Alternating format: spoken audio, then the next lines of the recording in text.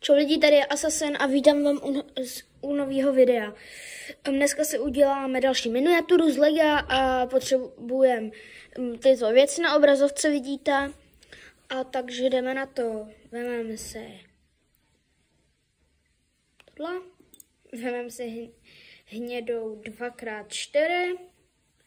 Potom si vezmeme takhle, aby to vypadalo. Takhle na kříž to má vypadat. Takhle. Odložíme to.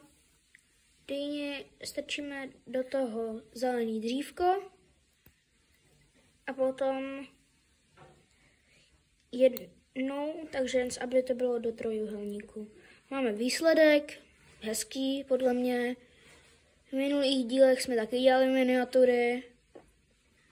A líbí se mi to docela hodně všechno tohle, co jsme dělali minule.